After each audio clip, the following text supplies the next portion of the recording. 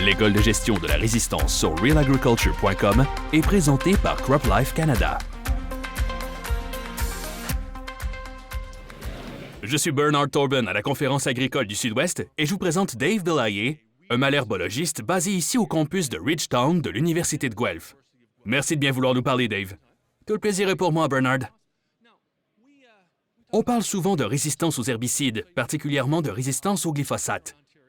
Ici, en Ontario, la résistance au glyphosate a été confirmée dans 21 espèces de mauvaises herbes.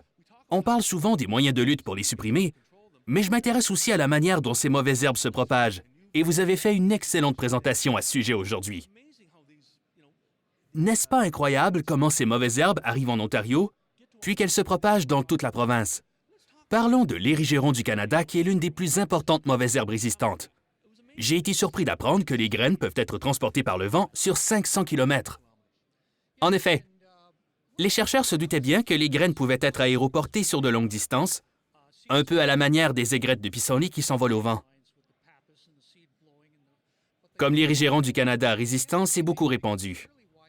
En fait, il est devenu problématique aux États-Unis bien avant qu'il le soit au Canada. Les chercheurs de l'Université de Cornell ont émis l'hypothèse que le vent contribuait à sa dissémination et ont voulu le démontrer. Ils ont donc utilisé des avions téléguidés et ils les ont fait voler au-dessus d'une parcelle qu'ils avaient ensemencée avec de l'érigéron. Puis, ils ont pris des échantillons dans la couche limite de surface, qui est à peu près à 2 mètres au-dessus du couvert végétal, puis à différentes altitudes, jusqu'à 140 mètres de haut, pour voir s'il y avait des graines d'érigéron jusqu'à cette altitude-là. Puis, avec les échantillons prélevés, ils ont pu déterminer que ces graines atteignent la couche limite planétaire, où les vents à cette altitude sont beaucoup plus forts et capables de porter ces graines légères sur de grandes distances. Ils ont estimé qu'ils pouvaient se retrouver jusqu'à 500 km de leur point d'origine. Wow! Le vent peut donc disperser des graines de mauvaises herbes résistantes très rapidement dans toute la province. Le cas de la grande herbe à poux me fascine.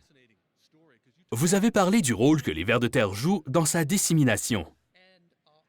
Oui, des chercheurs de l'Université de l'État de l'Ohio se demandaient pourquoi la grande herbe à poux, une espèce qui produit relativement peu de graines, était en train de devenir une mauvaise herbe prépondérante dans plusieurs champs.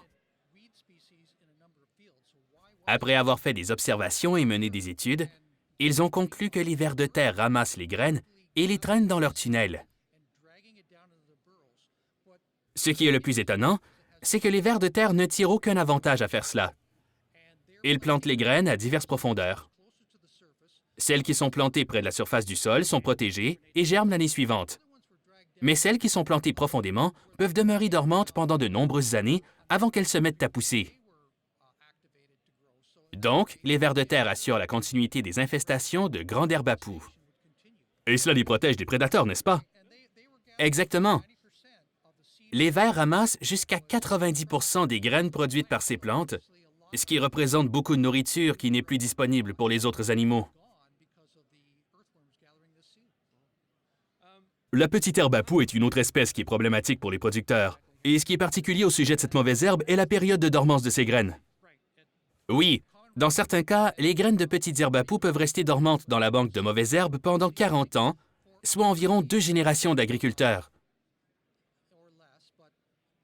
Donc, lorsqu'une ferme est vendue, l'acheteur pourrait être surpris un jour de voir apparaître de la petite herbe à poux, simplement parce qu'il y en avait déjà eu à cet endroit il y a quelques dizaines d'années.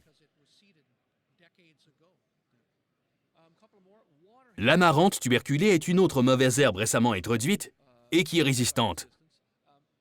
Ce qui est étonnant dans son cas, c'est le rôle que joue la sauvagine dans sa dissémination. En effet, des chercheurs de l'Université du Missouri, qui étaient préoccupés par l'amarante tuberculée, mais aussi par l'amarante de Palmer, une espèce qui n'est pas présente en Ontario à l'heure actuelle, ont mené des études sur ces mauvaises herbes. Ils ont fait l'autopsie de canards et des oies sauvages qui avaient été tués par des chasseurs. En disséquant les intestins de ces animaux, ils ont pu recueillir des graines qu'ils ont fait germer.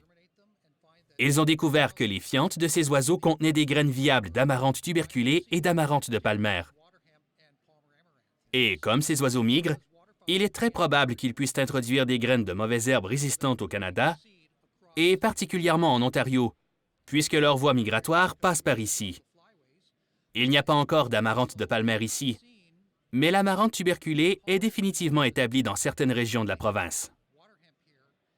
Et les oiseaux chanteurs indigènes contribueront à disséminer les graines d'amarante tuberculée, puisqu'elles sont une source de nourriture pour eux en hiver. Donc l'amarante de palmaire est indigène au Missouri et son aire de distribution s'élargit progressivement vers le nord, mais elle n'a pas atteint l'Ontario encore. Non, mais il faut la surveiller. Effectivement, quelqu'un m'a confirmé aujourd'hui qu'on en a récemment découvert dans l'État de New York, et elle est définitivement établie en Ohio. Elle a atteint le Michigan et le Minnesota. Et comme vous le savez, il n'est pas rare pour les canards et les oies de se déplacer d'une rive à l'autre pendant la saison. Ils peuvent donc facilement introduire ici des graines de mauvaises herbes provenant de l'autre côté du lac en une journée. En espérant qu'on a encore quelques années avant que cela arrive, il y a de quoi vous garder occupé. On n'en est pas encore là, mais je ne crains pas pour ma sécurité d'emploi. Merci de bien avoir voulu nous parler. Merci beaucoup, Bernard.